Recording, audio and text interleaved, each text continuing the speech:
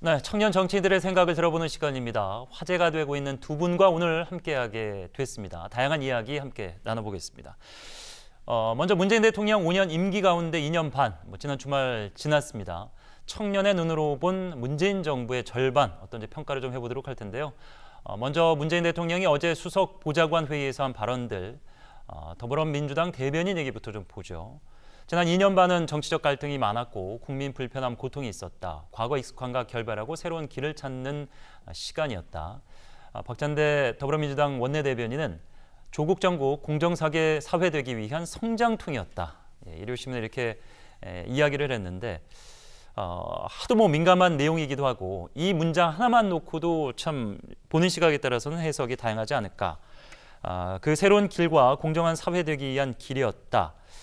정권 출범 초기에 대한민국 국민들의 엄청난 지지율이었죠. 전체 지지율은 80% 무렵에 출발을 했었고 2018년 1월까지만 해도 20대 청년의 지지율은 73.2였습니다만 보시는 대로 가파르게 내려와서 결국 최근 11월 첫째 주까지는 38.6, 대통령의 지지율이 한 44.5 정도 됐었는데 20대 지지율은 그것에도 한참 못 미치는 38.6을 보여주고 있습니다. 청년들, 문재인 정부 집권 전반기에 좋지 않은 점수로 마감을 했습니다.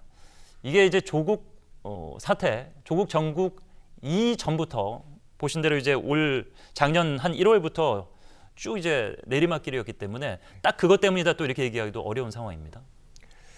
문재인 대통령이 취임식에서 이야기했었던 기회 평등, 과정 공정, 결과 정의라는 슬로건에 청년들이 많이 환호했었습니다. 그런데 이 문재인 정부가 1년에 2년 반 동안 해왔던 그런 결과물들을 목도하면서 많이 어쩌면 배신감을 느끼기도 하고 실망감을 느끼기도 했던 것 같은데 크게 보면 두 가지였던 것 같습니다. 하나는 이 조국 사태를 거치면서 그리고 이 조국 그 전 장관을 비호했던 집권 여당의 이런 행태들을 목도하면서 보이는 불공정 그리고 보이는 불평등에 대해서 굉장히 분노했던 것 같고 또 다른 하나는 이 노동시장에 대해서 이제 문재인 정부에서 물론 나름의 일자리 정책은 폈지만 오히려 문재인 정부에서 하려고 하는 그런 정책들이 되면 될수록 청년들을 오히려 사지로 내몰게 되면서 이 보이지 않는 불공정과 불평등을 만들었던 것 같습니다.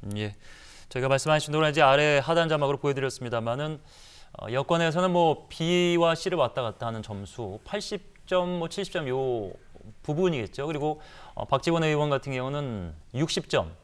한국당은 F 이렇게 얘기를 하고 있는데 많은 매체에서 이렇게 점수들을 매기고 있습니다. 전반적으로 어떻게 보셨는지?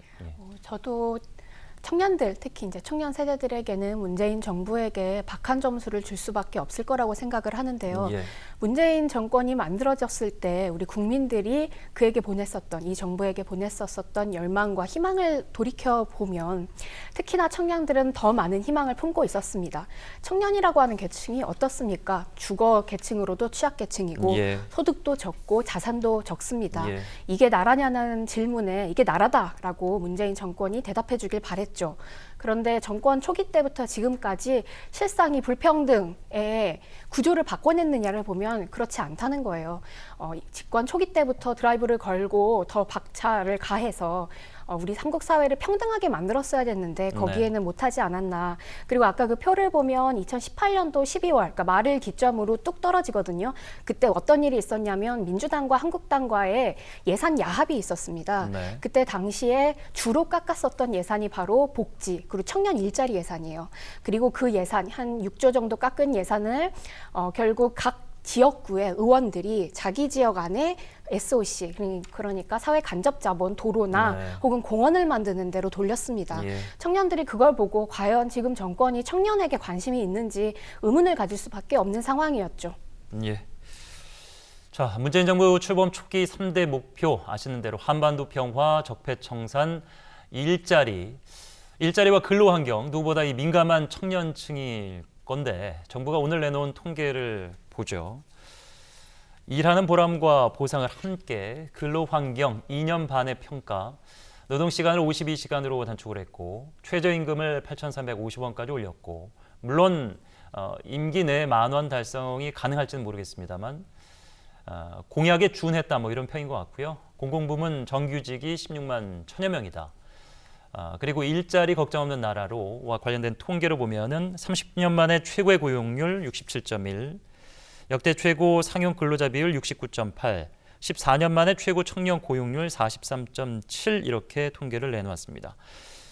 정부의 이 지표대로라면은 뭐 그냥 숫자만 놓고 봤을 땐 사실 와닿지 않습니다만, 그러니까 정부의 표현만 놓고 보면 이제 최고라는 단어를 상당히 많이 썼기 때문에 그렇게 보이는 효과도 있는데 그렇게 보십니까? 네, 그렇게 청년들을 설득하고 싶은 것 같습니다. 네, 청년들은 실제로 피부에서 그렇게 와닿기 어려운 것 같아요. 제 주변의 청년들을 봐도 정규직 일자리 구하기도 어렵고 예. 굉장히 박봉의 임금을 받으면서 일을 하고 있는데 과연 그들의 삶이 달라졌나 피부로 체감하기 좀 어렵다라고 평가하고 싶고요. 예. 예전에 이명박 정부 때도 4대강 사업 지으면서 우리 4대강으로 그 일자리 수천 개 만들었다라고 자랑한 바 있습니다. 근데 그게 실제로 좋은 일자리였나? 저는 일자리의 숫자뿐만이 아니라 질을 봐야 한다고 생각합니다. 네. 좋은 일자리를 잘 많이 만드는 게 중요한데 지금 과연 그만큼 질 좋은 일자리들이 만들어졌나? 그렇지 않다라고 보고 있습니다. 얼마 전에 권은희 의원이 좀 밝힌 바에 따르면 행안부에서 진행했었던 청년 일자리 지원 사업에 많은 부분이 적지 않은 부분이 PC방 혹은 뭐 편의점 알바 같은 데에 지원이 됐다라고 합니다. 과연 그런 일자리가 청년들에게 좋은 일자리냐? 다시 질문을 좀 던지고 싶고요.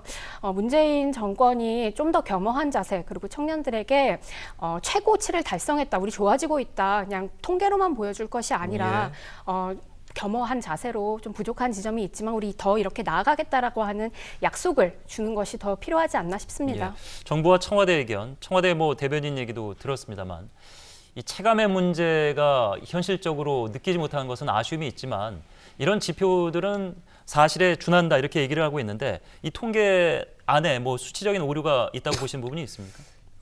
아까 그 통계를 보면 예. 상용 근로자 그 통계만 봐도 이게 상용 근로자가 어디서 많이 늘어났냐라고 봤더니 이제 노인 일자리, 공공 일자리에서 예. 이제 그런 비율이 많이 늘어났다라는 것도 예. 확인해 볼 수 있었고, 그리고 청년들이 그러면 이 노동 시장은 어디에 있냐라고 보면 아까 말씀하신 것처럼 이제 비정규직에 많이 위치를 하고 있었습니다. 네. 이제 그 늘어난 비율만 봐도 60대 이상 세대 다음으로 가장 많은 이제 증가율을 보였고, 예. 또 이제 50대 이상 다음으로 또 이제 가장 많은 그런 퍼센테이지를 차지하고 있습니다. 이런 것들을 봤을 때 어찌 보면 이제 아까 뭐 질 좋은 일자리도 말씀을 해주셨는데 정부에서는 그런 노력들을 계속 해왔던 것 같습니다. 질 좋은 일자리를 만들겠다라고 하면서 최저임금이나 정규직화나 이런 노력들을 계속 해온 건 사실인데, 예. 근데 저는 오히려 이렇게 노동시장 안에 있는 사람들을 위한다는 정책들이 오히려 노동시장 밖에 있는 청년들이나 취약계층, 뭐 이제 경력 단절된 사람들, 이런 사람들을 오히려 사지로 내몰았던 것이 아닌가. 오히려 그래서 결과적으로는 굉장히 좀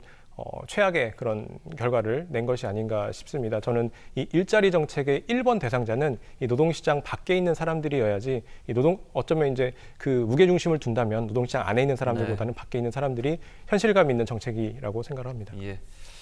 문재인 정부 출범 초기 3대 목표 앞서 봤습니다만 한반도 평화, 현재로서는 조금 좋지 않은 상황이죠. 적폐청산, 이게 이제 어느 시점까지 무엇을 했느냐라는 평가가 굉장히 주관적인 부분이라 일자리, 정부가 내놓은 수치와 현장에서의 체감도 괴리감이 있습니다. 이 세 가지를 다 이뤘다고 보기에는 현재로서는 그래서 좀 어렵지 않나 이런 평이 지배적인데, 그렇다면 후반기에는 어느 부분을 좀 중점을 둬야 된다고 보십니까? 아무래도 공정한 일자리 시장을 만드는 데 역점을 둬야 된다라고 생각을 합니다. 예. 일자리 정부라 자임한 문재인 정부에서 예. 이 문제를 풀지 않고서는 단 한 발짝도 나가지 못한다라고 보고 있고요. 이 문재인 대통령과 같은 시기에 집권했던 프랑스 마크롱 대통령이 가는 길을 저는 가야 된다라고 봅니다. 그런 데 있어서 지금 정부에서는 정반대 방향으로 계속 가고 있어서 그런 점이 많이 우려가 되는 건 사실이나, 예. 어찌됐건 이 노동시장에 대한 문제를 먼저 풀어가는 것이 선행돼야 된다고 봅니다. 예. 역설적이게도 마크롱 대통령은 갈수록 인기가 좀 떨어진다는 지적도 있어요. 네, 뭐 안팎에서 문제 제기를 많이 받죠. 예. 그리고 보수화되고 있는 거 아니냐라고 하는 이야기도 좀 봤습니다만, 어쨌든 다른 나라 대통령들의 사례들을 보면서 문재인 정권에서 좀 본받아야 될 지점들을 찾아봐야 되는 것은 예. 중요한데요. 근데 저는 문재인 정권이 맨 처음 집권 초기 때 얘기했었던 것처럼 사회개혁에 앞장서야 할 필요성이 있지 않나 싶습니다. 네. 지금 이야기되는 사회개혁은 검찰개혁밖에 없어요.